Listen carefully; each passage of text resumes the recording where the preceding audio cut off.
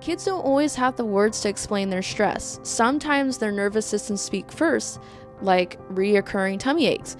That could be one way that they're trying to tell you that something is off or it's dysregulated. Hello and welcome to the Well Adjusted Chiropractor Podcast. I'm your host, Sarah Broadman, and I am a chiropractic student specializing in neurologically focused care for pediatrics and families.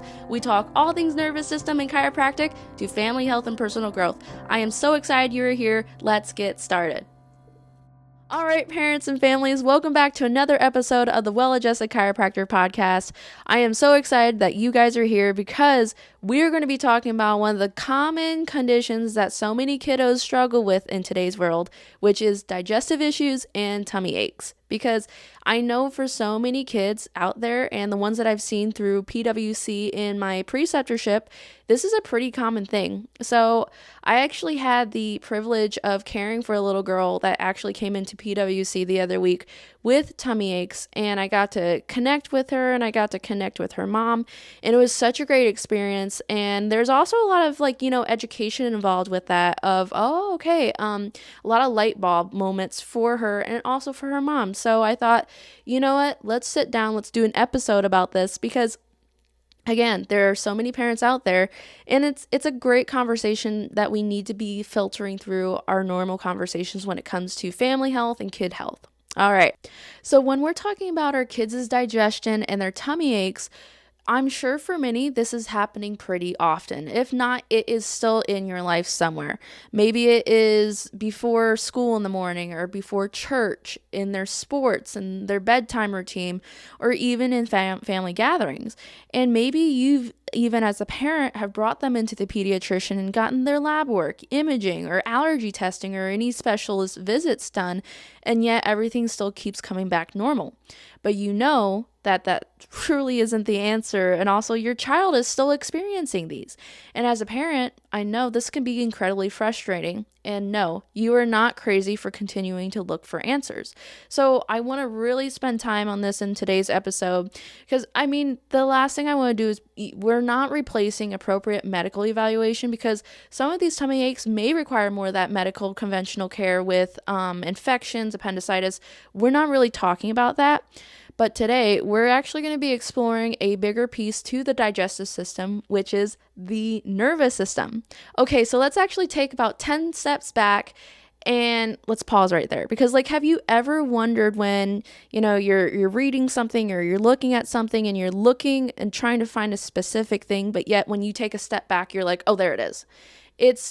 I even like to use Dr. Kuhn in my chiropractic school with radiology. He always had this quote of the more you look, the less you see, or something like that. I might have just butchered that, but long story short, that's what I want to do with your guys' perspective on the stomach, because we often assume stomach issues equal stomach solutions, but our bodies do not work in isolated systems. As I've said previously in different episodes, they all work together, and that one system connecting them is the nervous system. So let's think about an orchestra for an example. You guys know I love music, so I always try to tie in music a little bit too. But we have all of our instruments. We have the trumpets, the trombones, clarinets, wherever, and they're all individual, we know, but yet we have the conductor who is directing this whole orchestra. If the conductor is off by one beat or one time signature, the whole orchestra gets thrown off. It becomes dysregulated. And it's not to say that those parts within the orchestra are broken. It's more of the communication and the timing is off. The regulation is off. So what I'm saying is before we understand tummy aches, we first have to understand who is directing the digestion, which is the brain, the brainstem, and the vagus nerve. So digestion actually begins before food even reaches our stomachs. So we see it, we smell it, even when we think about food, our nervous system tells our digestive system to start getting ready.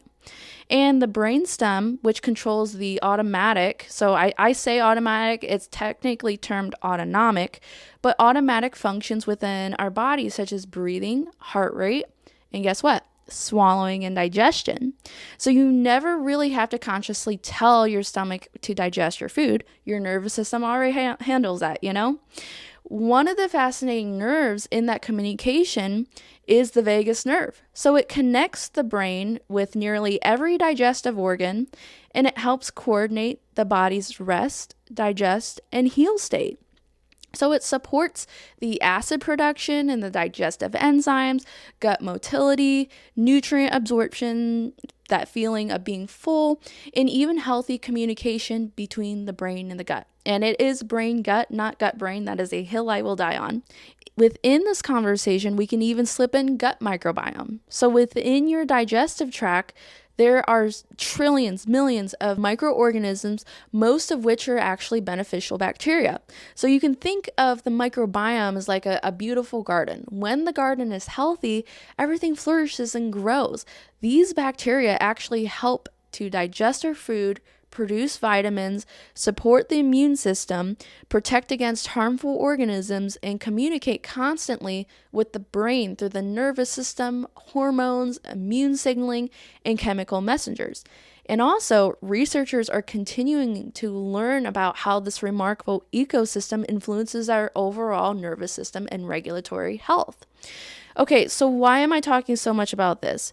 This is going to tie into our tummy aches, or our kids' tummy aches, as that's surely the main focus here. The fight or flight system of the nervous system. So imagine being chased by a bear. Your child's nervous system immediately redirects their blood towards their muscles, their heart, and lungs so they can survive. Their digestion is temporarily placed on the back burner. And I know what you're probably thinking, Sarah, my kid is not going to be running through the woods being chased by a bear. This is kind of ridiculous. Fair. But today's bears often look different, like school, bullying, busy schedules, family conflict, poor sleep, trauma, constant stimulation, and even life transitions. Kids don't always have the words to explain their stress. Sometimes their nervous systems speak first, like reoccurring tummy aches.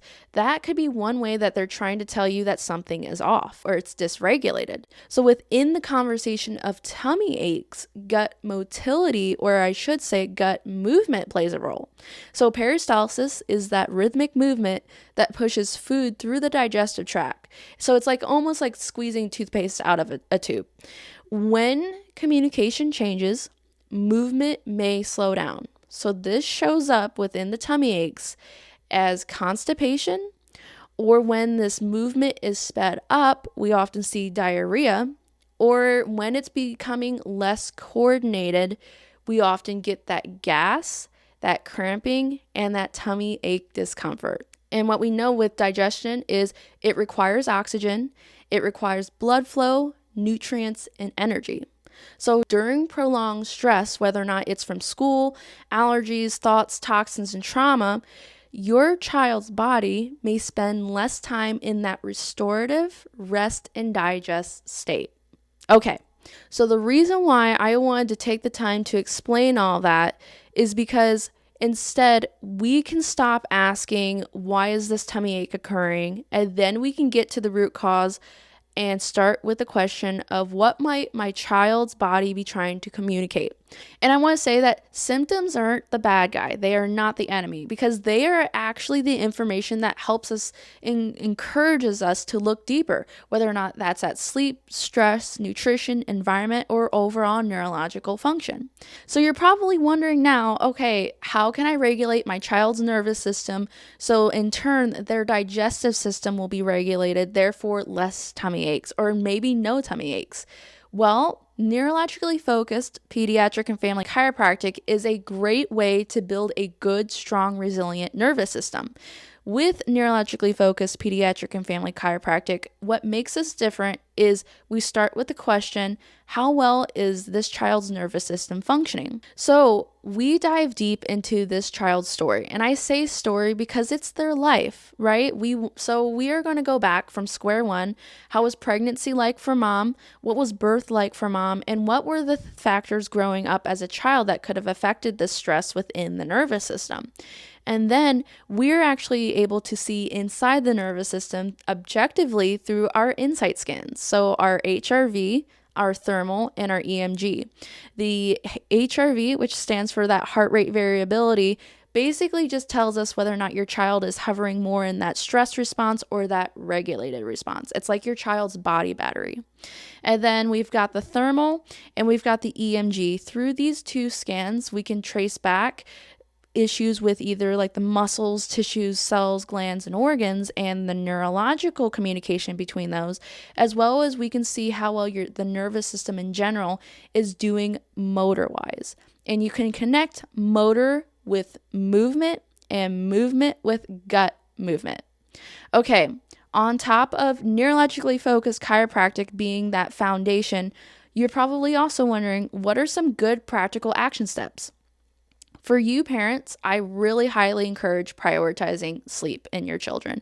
And I know you guys are probably already trying to do that, but sleep is where healing happens. When we're getting those full, good hours of sleep, especially while we're growing, that helps in turn set the nervous system into that restorative state and also help with the blood flow and that movement and that oxygen to our gut to help minimize the stomach aches.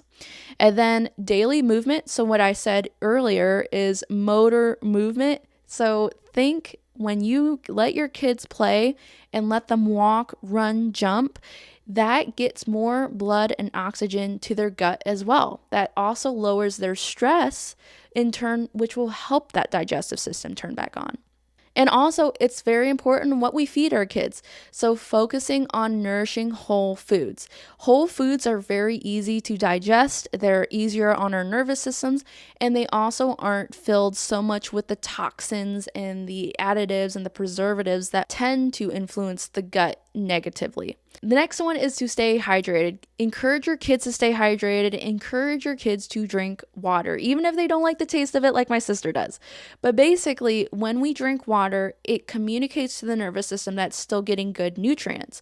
And also in return, it helps with metabolism, blood flow to the gut, and also when we eat, it helps break down our food too, which kind of helps minimize those tummy aches, especially if the tummy aches are caused more from that breakdown of food. And the next one is to slow down during family meals and then chew well. And like this sounds very like obvious, but so many families today are on that go of, oh, I've got sports in 10 minutes. I've got this dance recital in 2 minutes, or they've got a music lesson.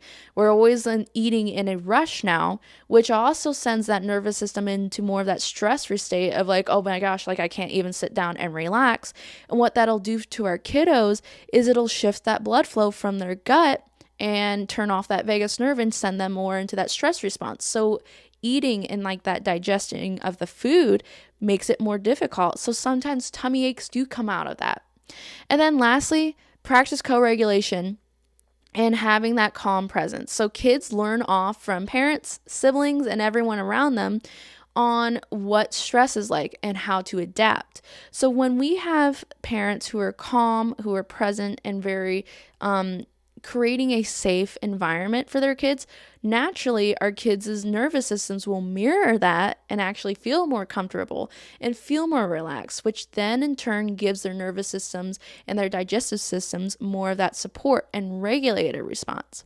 And then lastly, this is obvious too, watch for patterns before school, bedtime, stressful weeks, or any major life transitions, because chances are if you can actually pinpoint where that is, you can probably pinpoint where the stress is coming from, and then also try to eliminate that, which will then regulate their nervous system and then regulate their digestive system. So as we're wrapping things up, the biggest thing is I want to encourage you that your child's tummy ache isn't the enemy. Their body is just communicating something deeper, nervous system. So remember that orchestra analogy. When one section sounds off, we don't throw every instrument away. We help the conductor coordinate the orchestra again. We might just give them a new stick, but I don't know. The nervous system is adaptable. So that's the big thing that we want to play in here. It's like the tummy aches don't have to stay forever, or the constipation doesn't have to stay forever. The diarrhea doesn't have to. The nervous system is made to change. And neuroplasticity, which is like the scientific term for it, makes that possible. So this week, instead of asking, how do I make the symptom disappear? Try asking, what might my child's body be trying to tell me? So thank you so much for listening. So if you found this episode encouraging, please share it with another parent and even leave a review. So thank you again. And as always, stay healthy, stay happy, keep asking great questions and trusting your mom or dad gut. As always, I'll see you in the next episode.